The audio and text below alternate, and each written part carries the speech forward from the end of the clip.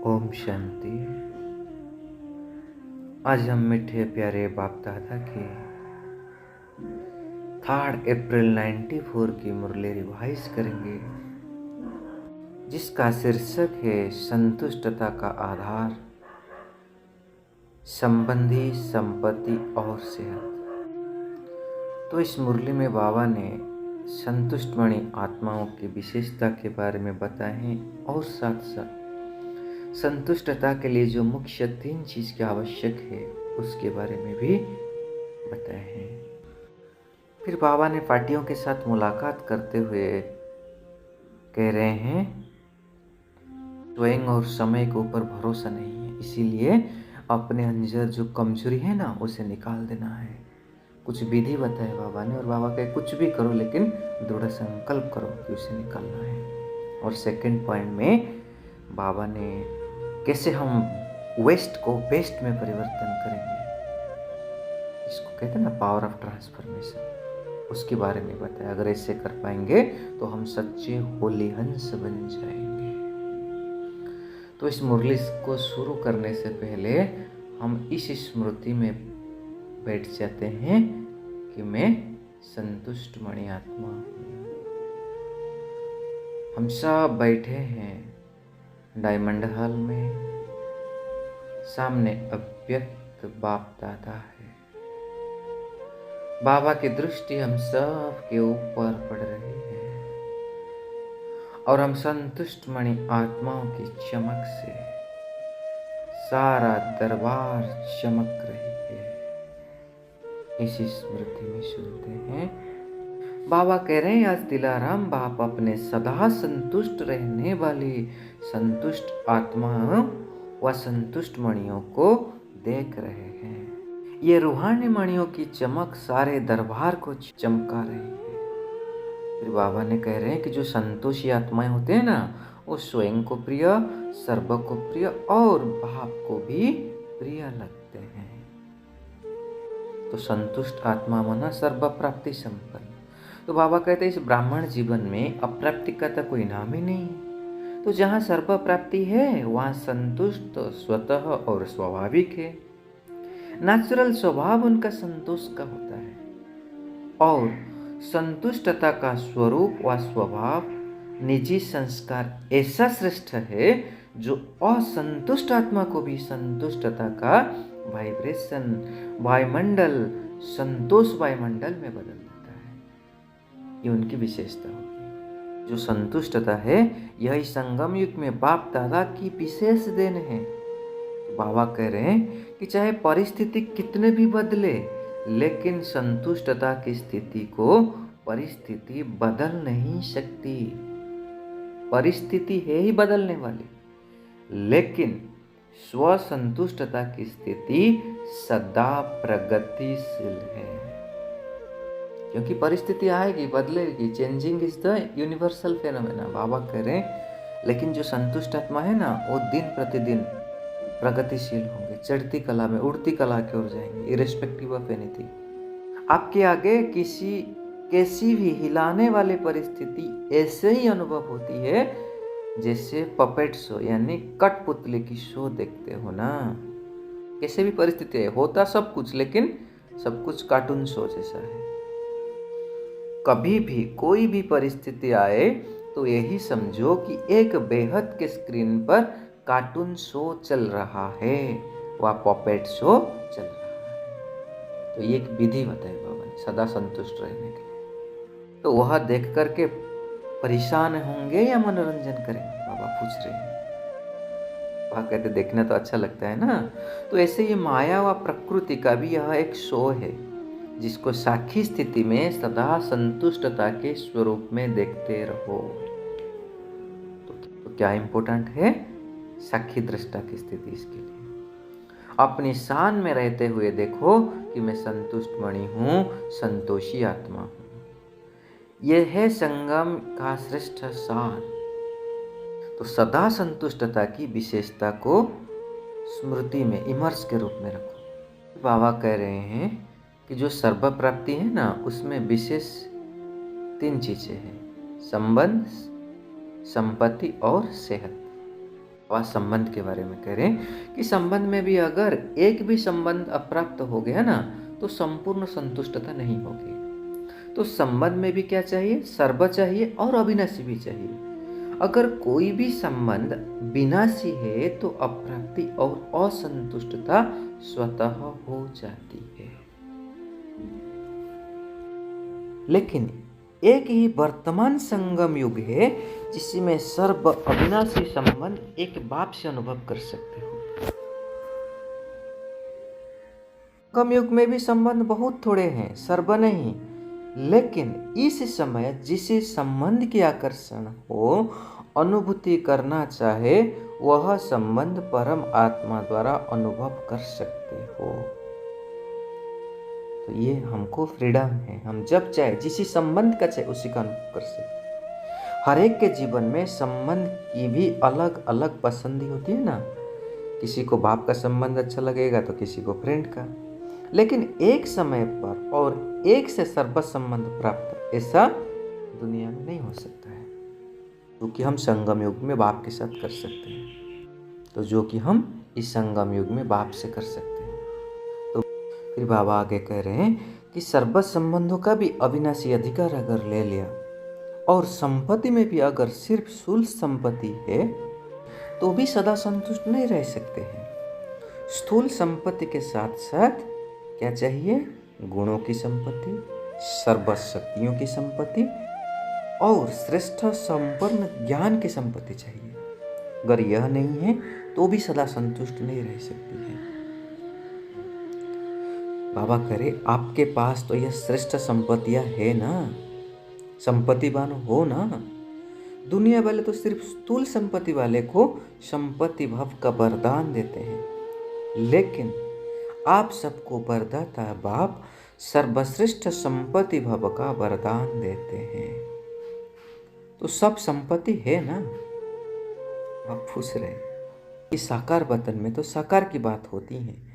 देखो परमधाम में भी आप सभी आत्माएं कितनी समीप होगी ना, सभी साथ होंगे ना। हम भी विजुअलाइज करते जाएंगे। और सूक्ष्म वतन में भी इतना बेहद है, जो जितना समीप आना चाहे आ सकते हैं। लेकिन बच्चों का स्नेह निराकार और आकार को भी साकार में बनाना चाहता है। तो बाप भी क्या कहते हैं? जी हुजूर, जी हाजिर। कितना प्यार है बाबा। बच्चे तो बाप के भी हुजूर है, मालिक है ना। मालिक को हुजूर कहा जाता है और बालक को भी मालिक कहा जाता है।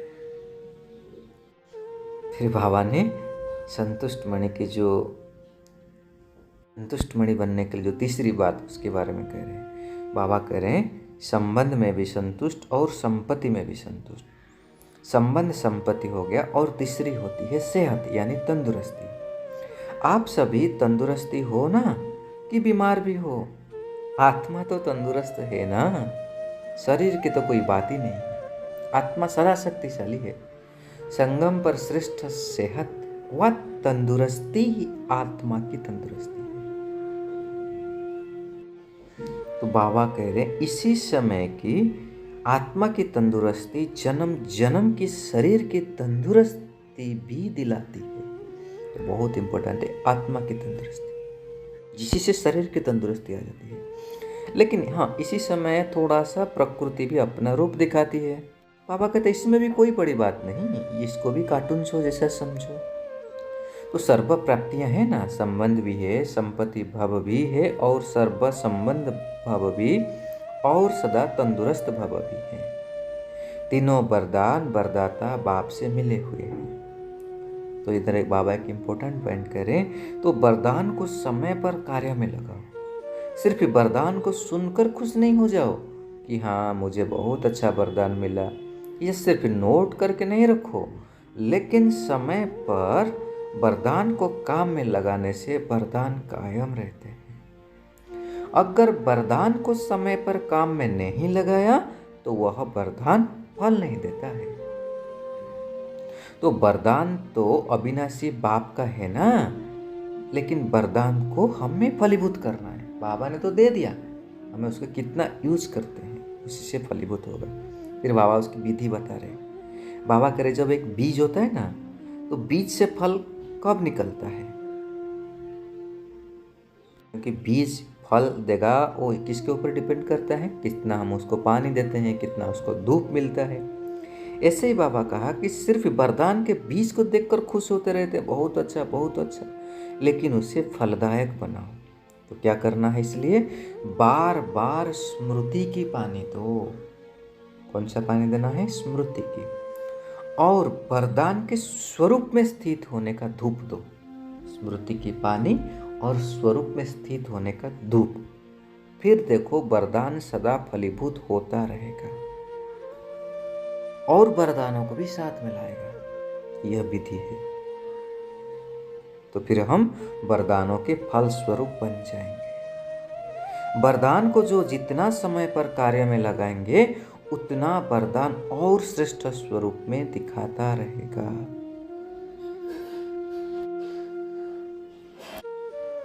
तो अभी बाबा फिर याद प्यार दे रहे हैं कि चारों ओर के देश विदेश की सर्वसंतुष्ट आत्माओं को, संतुष्ट मणियों को, सर्व प्राप्ति संपन्न आत्माओं को, जिन्होंने भी याद का पत्र कार्ड आज के दिवस के भी भेजे हैं, तो आज के दिवस विशेष दिवस के भी सर्व बच्चों को याद प्यार और पदम गुणा स्वीकार हो।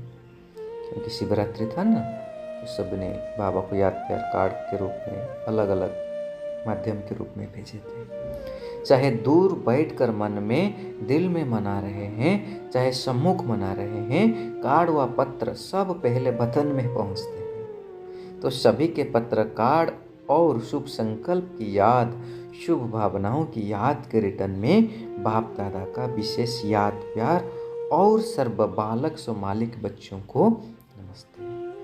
ऐसे बनाने वाले बाप दादा को भी हम बच्चों का याद प्यार और नमस्ते। फिर बाबा पर्सनल मुलाकात से कह रहे हैं, पहला पॉइंट, स्वयं और समय पर भरोसा नहीं, इसलिए दृढ़ संकल्प से कमजोरियों को निकालो।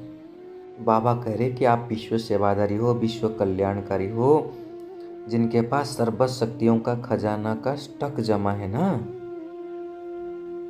चेक करो कि सर्व शक्तियाँ हैं या कोई भी शक्ति कमी है। अगर कमी है तो उसका कारण को सोचो, क्योंकि कारण को समझेंगे तो भी निवारण तो कर सकते हैं ना। क्योंकि ये माया का नियम है कि जो कमजोरी आप में होगी, उसी कमजोरी के द्वारा ही आपको मायाजित बनने नहीं देंगे। तो वर्तमान समय भी समय प्रति समय माया उसी कमजोरी का लाभ लेगी और आगे चल करके जब अंत समय आएगा ना, तो वो भी कमजोरी धोखा दे देगी। तो इसलिए जो भी कमजोरी है बाबा के तो अच्छे से चेक करो। ऐसे नहीं सोचना कि थोड़े से कमजोरी है, एक भी कमजोरी होगा ना तो भी वो धोखा दे देगी। इसलिए अंदर में नहीं रहने देना। फिर बाबा उसके लिए कह रहे हैं, अगर स्वयं मिटा नहीं सकते हो ना, दूसरे का सहयोग लो।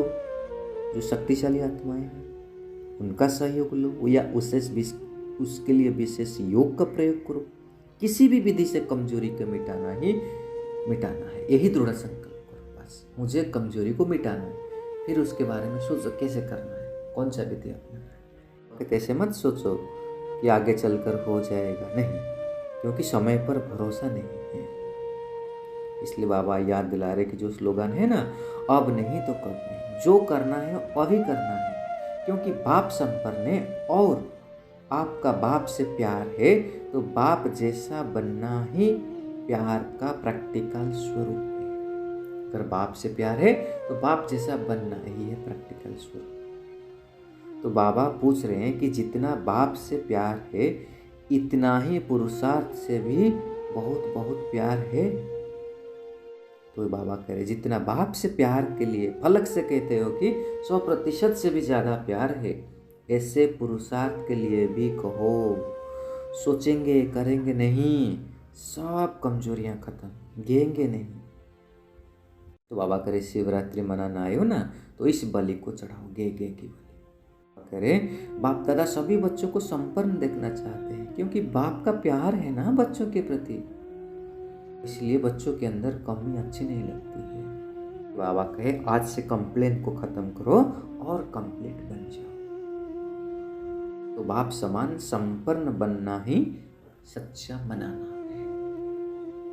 फिर बाबा दूसरा पॉइंट करे कि वेस्ट को बेस्ट बनाना अर्थात होलीहंस बनाना। तो बाबा पूछ रहे कि होलीहंस स्वयं को अनुभव करते हो? होलीहंस का अर्थ क्या है?